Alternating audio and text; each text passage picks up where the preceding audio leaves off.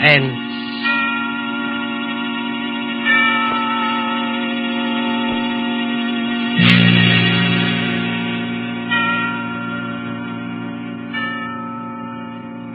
This is the Man in Black, here again to introduce Columbia's program, Suspense. Our star tonight is Bela Lugosi, playing the part of Professor Antonio Basile, psychologist. The story is by J. Donald Wilson, who calls it The Doctor Prescribed Death.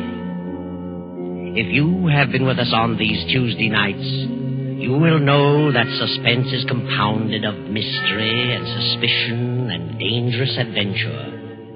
This series of tales is calculated to intrigue you, stir your nerves, to offer you a precarious situation, and then withhold the solution until the last possible moment.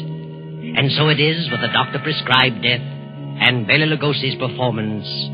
We again hope to keep you in suspense. Professor Antonio Basile has a theory, but let him tell you about it. As a psychologist, I have worked out a theory I know to be sound. I contend that a person who has decided to kill himself can very easily be turned from this desire to the desire of taking the life of another. I can prove my theory. And if necessary, that is exactly what I will do.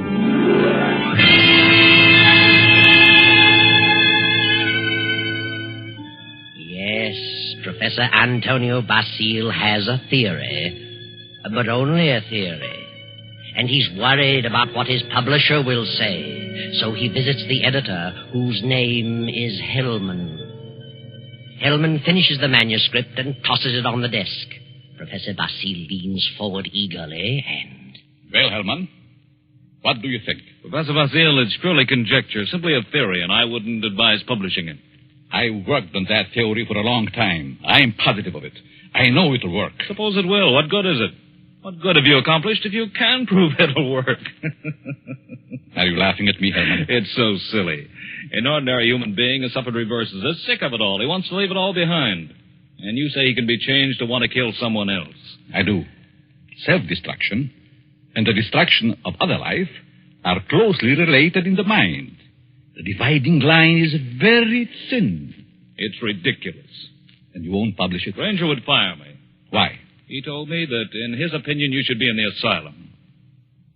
Mr. Granger said that. Does he think I'm insane? How do I know? Hellman, Mr. Granger didn't say that. It's you who thinks I'm crazy. You've never liked me. For some reason, you are trying to tear me down. Well, we'll see, Mr. Hellman. We'll see. Now, wait a minute. I'll show you whether my works are illogical. I'll show you whether I'm insane. Oh, calm down. I'm going to make you eat those words. I know you don't like me, but I'm going to prove that my theory is sound. Good night. Wait a minute. Basile, wait. You wait, Hellman. You wait. Yes, wait, Hellman. Wait. Professor Basile, seething with resentment, rushes from the office and strides angrily down the street. Insane, huh? I'll prove my theory. I'll find a subject. I'll find someone who wants to take his own life. And so Basile goes home, late for dinner. He finds a note from his wife, Myra, saying she's decided to attend the opera and will be home around 11:30. Then Professor Basile gets an inspiration. He goes to the bridge over the deep canyon, the bridge called Suicide. And strangely enough, he hasn't long to wait. As he stands against the railing in the fog, a figure appears a few feet beyond, stops, prepares to leap. Don't do it. Wait a minute. Listen. Huh? That's very silly. Let go of me. Oh, no. I couldn't do that. I need you. I don't need you. Don't you know this is against the law? You're not an officer. You can't stop me. It's 500 feet to those tracks below. Hard steel rails. And don't believe what they all tell you about not being conscious of what happened. You'd know. People don't die instantly. Let loose. They lie in agony for minutes and sometimes for an hour. It's a horrible death, I know. How do you know? I'm a doctor. Doctor. Yes. I can tell you much simpler ways, much less painful ways and quicker. You're a nice young girl. An intelligent girl. You wouldn't want it to happen this way. Maybe after I talk to you a while, you wouldn't want to do this at all. No? No. But come on. Let's talk it over. Maybe a few minutes' talk will change the entire picture for you. What could you do to help me? If you'll come, I'll tell you. There's a motive back of your wanting to do this, and I'd like to know what it is. Nothing doing. Haven't you any relatives? Any loved ones you'd like to do something for? Yes? Then if you talk with me for a while, maybe I can find my way clear to help those people. You sound crazy to me. Oh, no. All right, I'll... Where? My apartment. Let's go.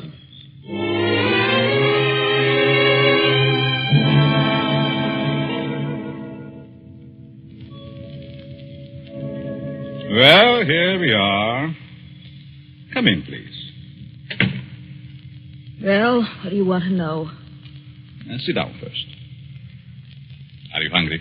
No, I'm not that broke. It isn't poverty. I knew that. I could tell by your clothes. Now, first, why did you come here? Why? Why, because you talked me into it. I see. You're not afraid of me? Afraid? In my frame of mind. What can I lose? Suppose I told you that I really brought you here to kill you. Kill me? You know, you're a very pretty girl, don't you? Yeah? That doesn't always mean so much. The right man, it might. That's what I thought. But I found out it didn't mean a thing. Ah, then it was because of a man. I knew it. Really? How did you guess? I'm a student of psychology. I'm Professor Antonio Basil. I see. And you want to know what makes me tick. You want to know the reason behind my action tonight. That's right. I would like to know what happened to make you want to kill yourself. Suicide is a mental aberration. Yeah? I'd like to know what preceded the decision to destroy yourself. And what you thought about until the moment I stopped you on the bridge. What good will that do me? You said you weren't broke, but you also said you had some loved ones you'd like to do something for. I meant I wasn't broke to the point of being hungry. I have a few dollars. But you suggested help for someone in larger terms. Yes, I did. Who is the loved one? My mother? You are her only means of support? Yes. And you intend to kill yourself? Yes. That's being selfish, isn't it? Selfish? Yes. You are concentrating solely on self. You think so? What else? The first law of human nature is self-preservation, right? I suppose so. The second law is the preservation of family. Yeah? So you decide to deny the first law and destroy yourself. And as a consequence, deny the second and leave your mother alone and in need. You indicate a form of insanity. What would be normal? To destroy the other person. The one who has done you wrong. Have you hurt him? No. Then the one who has done wrong should be the one to suffer. You have no legal recourse? Legal recourse? No, I haven't, I'm sorry to say. And you would kill yourself to let your poor mother suffer because of the wrong of another. Why shouldn't he be the one to suffer? I suppose you're right. Why shouldn't he? What happened after all? Why not tell me about it? Were you married? No. He never seemed to find time to get around to marriage. What's your name? Gladys. Gladys Tanner. How long had you known him? Almost 4 years. And you always thought he meant to marry you? Yes. Until 3 weeks ago. Yes? On July 1st, he had to leave town for a week on business. Said he was going to Kansas City. When he came back, he seemed to be too busy to see me. Then a week ago, I found a snapshot along with several others in his desk in his home. May I see it? Certainly. It's a picture of him and another woman. But the picture was not taken in Kansas City. It wasn't? No, it was taken on the beach at Atlantic City. And it's dated by the finisher, July 3rd. Since he returned, he's refused to see me. Yesterday, he finally said he didn't care to see me anymore.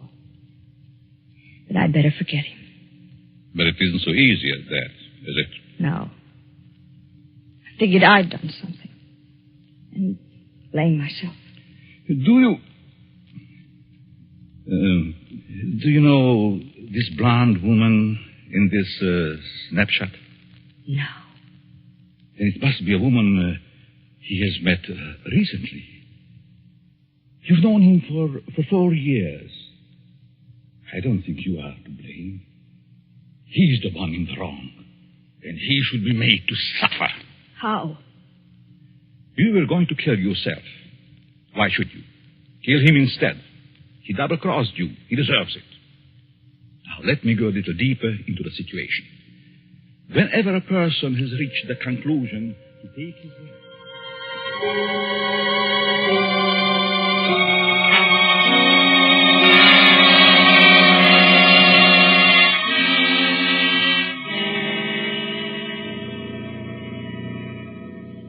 You are sure you have made up your mind, Miss Tanner? Positive.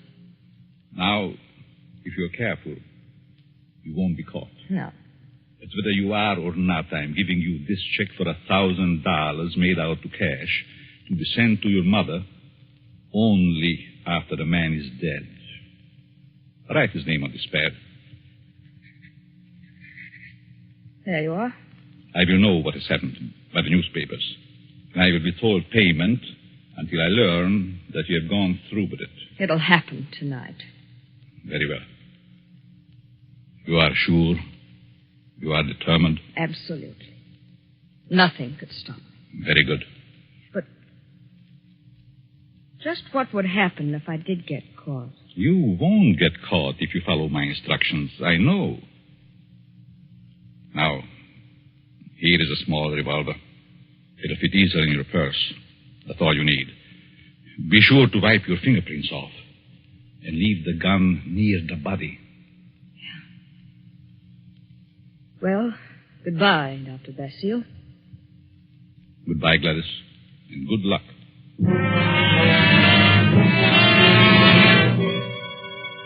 Professor Basile watches Gladys as she crosses the street to the dimly lighted bus stop.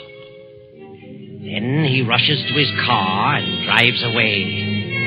A few minutes later, he comes to a stop at Hellman's house. Hellman, the editor who ridiculed his theory. Just a minute. Oh. Hello, Basile. Good evening, Herman. Thought I'd drop out to have a little chat with you. Well, why this time of night? It's kind of late, isn't it? 11. Didn't think that was late for you. No? Come in. Thanks. Sit down. What's on your mind? I want to talk to you about my theory you ridicule so definitely. My theory about suicide. Oh. Well, I just don't believe it, that's all. And I said I'd prove it, didn't I? Yes, but what are you getting at? It's going to be proved. My theory is going to be proved tonight. Oh, that's fine. Go right ahead and prove it. I don't like you, Hellman. I never liked you. And I know you don't like me. I can't help that, Basile. What are you staring at? Is there someone here with you? Certainly not. Why? That's a woman's purse on the Davenport. Oh, my secretary dropped by earlier this evening with the manuscript. She must have forgotten it. She's not here now? Of course not. Then I'll continue. I found a subject. A girl who was ready to commit suicide because a man jilted her. In a few hours, I was successful in changing her thoughts from suicide to homicide, and she is going to kill the man tonight. What do you think of that? There may be a dozen murders tonight. Ah, but you'll know which one I mean. You'll know about this murder. What do you mean? Because I'm going to tell you who the victim is going to be. You know who the intended victim is? Why don't you stop it? But then I wouldn't have proved my theory. If you put this girl up to it, you're as guilty as she is. You're insane, Basile. Hopelessly insane. You think so, Herman? The whole idea is mad. Too utterly ridiculous for words. No sane man would ever think of such a useless, senseless idea. And for heaven's sake, stop laughing. I'm thinking about the victim when he learned. Who is the victim? Martin Hellman. Me? Yes, you. I don't believe you. You will this time. Who is this girl? I know no girl who'd want to kill me. This one does. Now. Oh, nonsense. However, I wouldn't put it past you to hire someone to do something like this. No, this girl is no fake. This girl is serious. Deadly serious. You probably hypnotized some poor woman, figuring she'd never remember what happened. Oh, Hellman, you underestimate me. Maybe I do underestimate your evil mind. But believe Put up me... your hands, Hellman. Get away from that desk. I'll just take care of that gun, Hellman. That's better. Well, since when did you start carrying a gun, Basile? A gun? Don't be silly. This isn't a gun in my pocket. It's just my pipe. See? Well, what do you hear, Herman? Nothing. Oh, yes, you do. I heard it, too. The sound on the porch. I leave now. The back way. I put your gun in the kitchen. And I'll be very careful to remove all my fingerprints. You insane fool. Oh, fancy you. You, Hellman, you are going to help prove my theory. Good night, Hellman. Crazy devil. I'll have him locked up before he gets across town. Good evening, Mr. Hellman. Huh? How did you get in here? Through the patio door. What do you want? I wanted to talk to you. Very strangely. You're just imagining things. And what are you doing here? I wanted to tell you something. Yeah? What? When you first indicated to me that you were through with me, I was terribly hurt. I thought all along that we were to be married. I couldn't understand. I tried and tried to think of something I'd done to cause our breakup. Then I happened to find this snapshot in your desk. Snapshot? Take a look at it. Kansas City. No, Atlantic City, New Jersey. You and a blonde. And the date is stamped on the back. A business trip. Ha! Well, what about it? I just wanted you to know that you weren't so slick. I wanted you to know that I knew about the blonde. That I knew you'd lied. Now that you've told me, what good does it do you? A lot of good. First, I thought you came here for money. How could you think such a thing? Well, I think you'd better go now. I'm going. Goodbye, Morton. And good luck in your new venture. What venture? This one. Gladys! Gladys! And wish me luck in mine.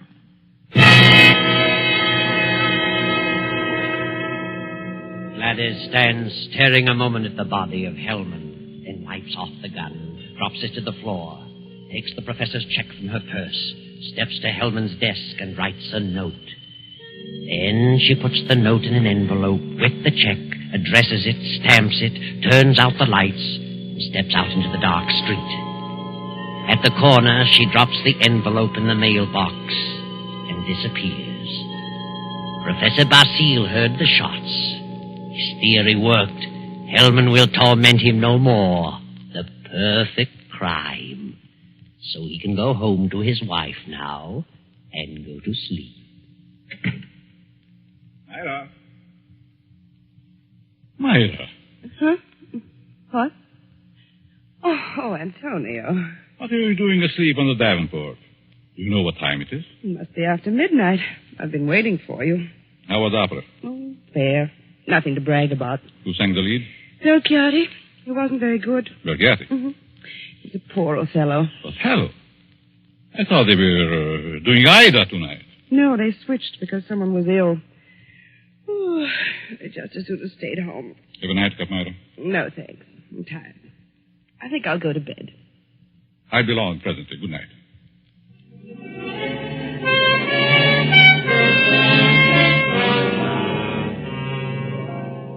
Then the night passes and the morning comes. The professor rises cheerfully and prepares for breakfast.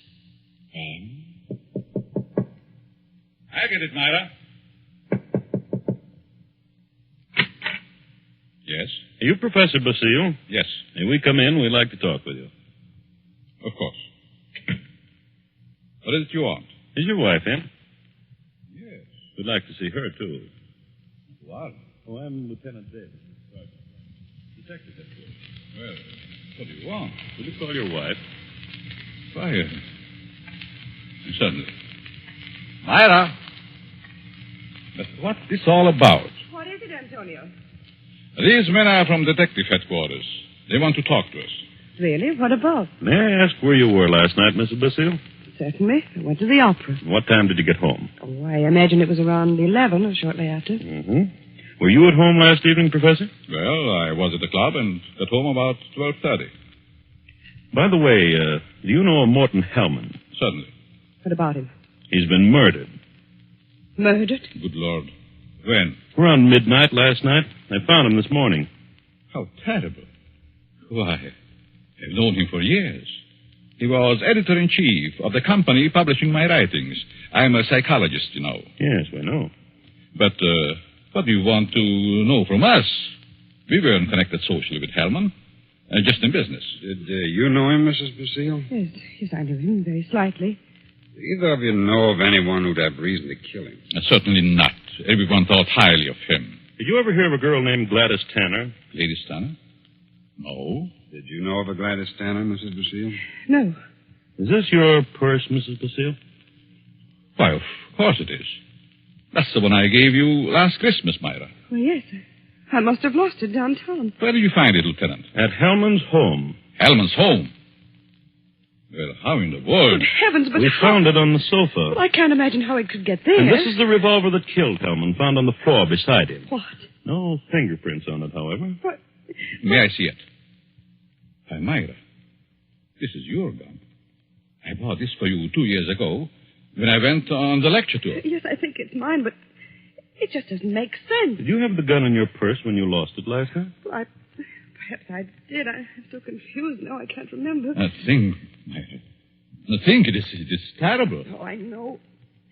Oh, dear, I feel ill. Did you ever fire this gun? Yes, once last year up in the mountains. I wanted to see how it worked. Ever reload it? No, I've never reloaded it. I just didn't think about it.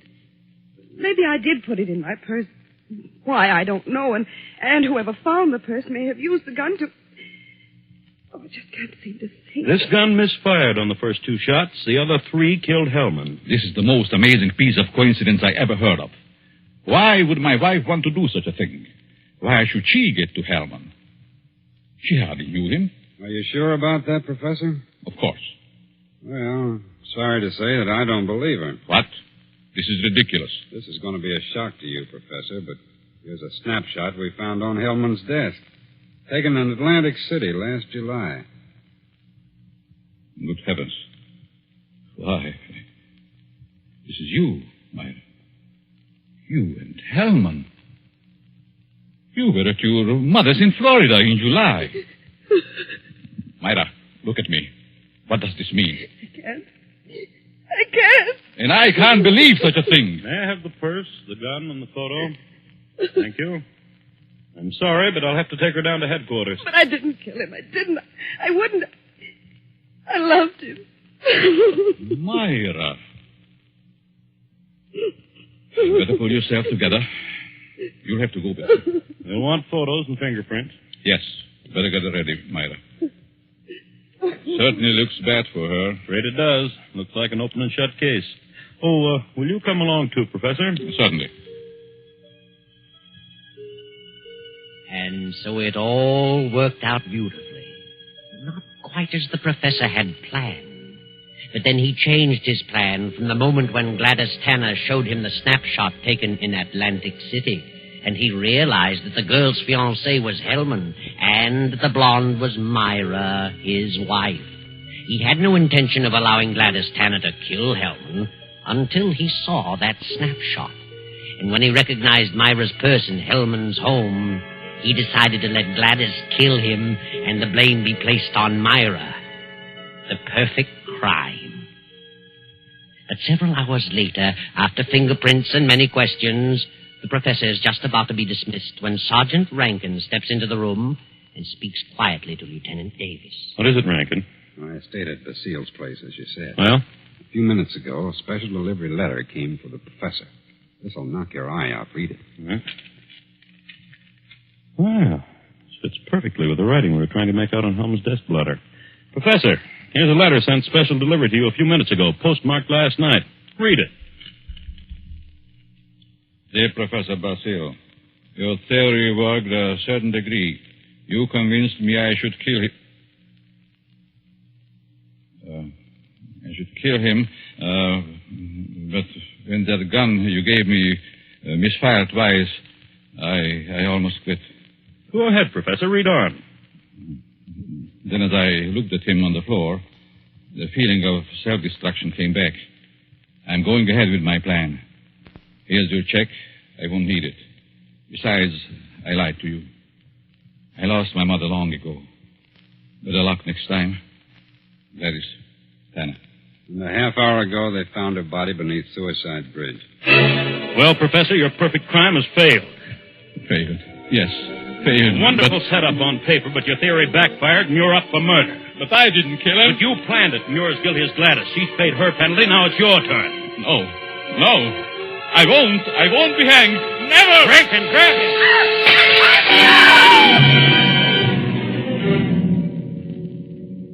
And now the doctor lies on the sidewalk 17 stories below. His entire theory worked in reverse.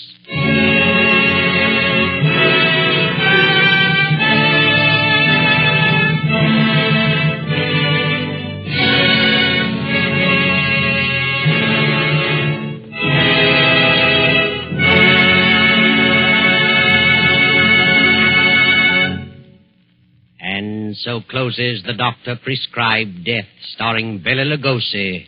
Tonight's story of Suspense.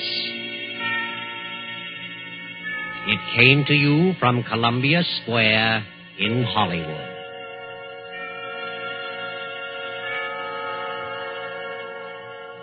This is the man in black who conveys to you Columbia's invitation to spend this half hour in suspense with us again next Tuesday when we present the noted actor, Mr. Sidney Greenstreet, in The Hangman Won't Wait.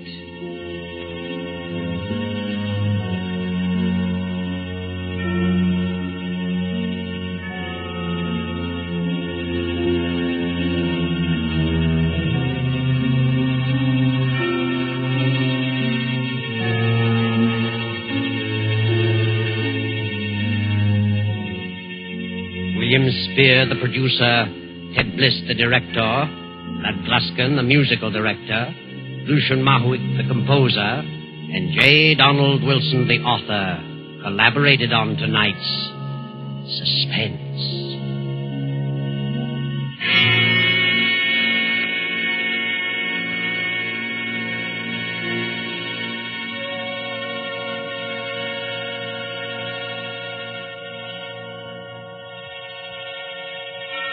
This is the Columbia Broadcasting System.